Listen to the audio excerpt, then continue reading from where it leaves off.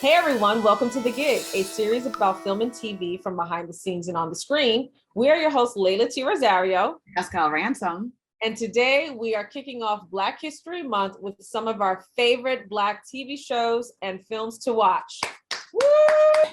One of our favorite shows that came to an end, Insecure. And for those who have never seen Insecure, created by Issa Rae and Larry Wilmore, I'm not sure what's going on in your life, but you definitely better buckle up, get your snacks, and binge watch all seasons. I keep thinking about all it took to get here. I don't know where you go from here. Doubted myself. And then I realized no one was doubting me except for me.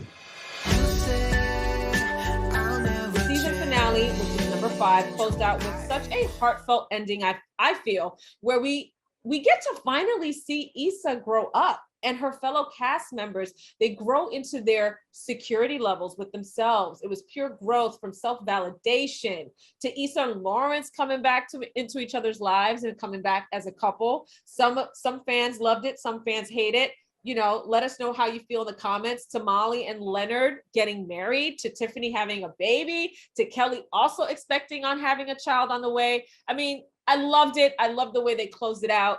This series follows what it is to be Black women and Black men in a modern day setting in LA, from Black trials to tribulations, to scandals, to sex, tragedy, breakups.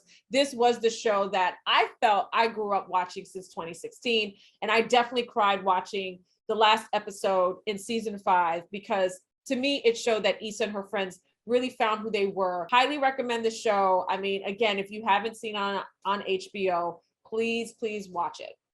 To me, the Insecure finale is one of the best finales I've seen in television. Definitely top 5 for me. How they wrapped up the entire season and series, and that one was fantastic. You really got to see the growth in the season with these characters, and how they were able to tie it all together in that final episode made me just sob and cry and miss these characters dearly. They did an excellent job. I'm really happy for Issa with this, because this is a quality project that will live on forever, and people will still continue to talk about it for years to come. It was fantastic. Fantastic. I agree. It's timeless. You know, years from now, I can watch it and I still feel it will be very relevant to, the future versions of ourselves as well. Yeah, exactly. Because it's about relationship and connection. And she wrote such a sincere series. And then the final season, like having those insecure moments and having them slowly start to become secure. And that's basically what you go through life, is how, like, you still have your moments, even though you're so insecure, but you grow as a person, and you grew with the series. And the final episode kind of like came all together. Yeah, loved it. What I loved, and I'm sure many people have noticed this, the last episode, when she's standing in front of the mirror and she's looking at herself, and her insecure self does not show up anymore. And when she walks away, she turns around and we just see the back of her, and we don't see the insecure version trying to clap back or insinuate anything or inflict any kind of insecurity. And to me, it happened so quickly that I had to rewind it and watch it again to get the message that that version of herself is not there. It's gone. We just see her moving on. It was powerful. My favorite part is when she's driving and you see all the things in her past, on all those insecure moments in her past. And it gave me my other favorite finale vibe is 6 Feet Under, where they do like a driving scene. You see their lives over the course of like their journey. And I felt the same way with this. Like, you got to see, like, oh my God, I remember that character. Oh my God, I remember that scene. And that gave it like a nod to the past and her growing to her future. That's when I started crying, is the driving scene. Okay. That was good. I hear you. So I just want to say something. The next record on my list is 3 shows. And why would I recommend these 3 shows? Because you know what? It's this new trend, which should not be called a new trend, but it is a new trend of Black female-led comedies. And it's an ensemble cast comedies. And these 3 shows right now that are on the air that are new, they are fantastic. And we should have been doing them years ago. To me, they give me very Living Single vibes. And we have basically Living Single and basically nothing. Living Single and Girlfriends. And then basically for decades, we didn't have anything else, basically until now. So I would like to call these 3 shows Harlem. Here in Harlem, being a woman in total control of her life and love. You know, I saw you the other night.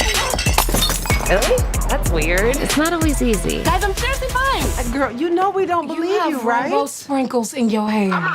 And then you have Run This World. And then you have the last one is First Wives Club. Harlem is on Amazon Prime. Run This World, also on Amazon Prime. And then you also have First Wives Club, which is on BET Plus. And all of them have different aspects of Black women, which we are discussing. And they all have with Black women different shapes and sizes. And also, not everyone's heterosexual. So shout out. Yes.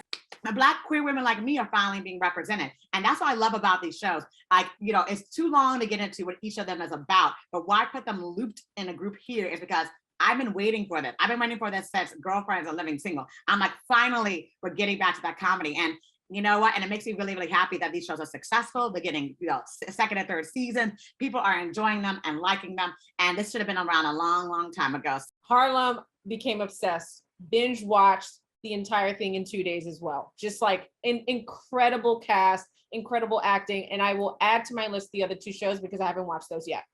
You should check them out. I love them. I think that you will, I think you'll enjoy it. And I also think you guys too, you should watch it. So we get 3 or 4 seasons. Okay, now, all right. Next up is Archive 81 on Netflix. We're looking for an artist.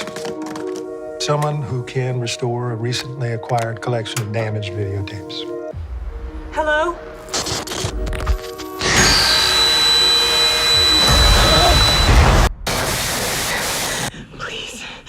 Please find me.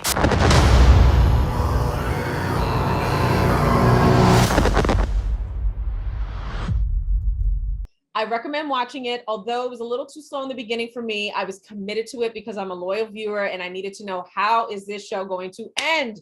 For those who haven't watched it, the show is about the lead character. His name is Dan Turner. He's an archivist and he works at a museum and is hired to be part of an investigation to crack down on some kind of like horrific cult that is associated with the death of a journalist. So Dan has also lost a lot of family. I think he lost his entire family and a dog, his family dog, to a terrible fire when he was a kid. So he kind of goes back to that memory and it replays throughout the show. And then later in life, he sees the correlation between his memory, the gaps in his life that began to kind of tie into a case of this dead journalist / filmmaker and her investigation into this cult that she was documenting. There were moments in there that I kind of jumped a bit because it is a horror / murder mystery. The ending to me, I felt like it could have turned into so many different ways. And this is the kind of show that I felt like it would have been wonderful to have a multiple choice ending where the viewer could have the opportunity to decide how this is going to end itself. Either way, solid show. This is where we're going to disagree. I found this show so boring, girl. I literally try. I mean, I literally like it was my nap time show. I would start it and just be like, it just was so slow. It was. It was like everything. I was like, just get to the point. Get to the ghost. Just get to the fucking ghost. Like we all know everyone's dead. Like, come on. Like it was just everything was just like so. Spoiler alert, everyone's dead. I know. And like I just was like, when is this show going to end? I don't know. I won't lie to you. Like I don't even know if I finished it. Like I think I fell asleep. Also, Netflix was all like, do you want to continue? I think I finished. I think I not finished. I just found it extremely boring. I would not recommend it to anyone. I recommend it for supporting Black people. So maybe just put it on as you're like cooking and doing other things. So that yes, absolutely. It was not the fastest moving kind of show that I would sink my teeth into, but definitely a show that if I also need to get some work done and watch it at the same time and have something in the background, yeah. That's support Black people. It's a great cooking show too. Exactly. So that's how I feel about that one. All right. And we're going to close out this episode. And thank you for tuning in for us talking about our favorite TV shows and movies that have Black leads and Black characters and our pro-Black shows. We also, if you have questions about any show or movie we recommended, we're happy to give you our, more detailed review, even down to which episodes to watch if needed. So just let us know. Just let us know. Happy Black History Month. Send us your recommendations. Drop it in the comments. Peace.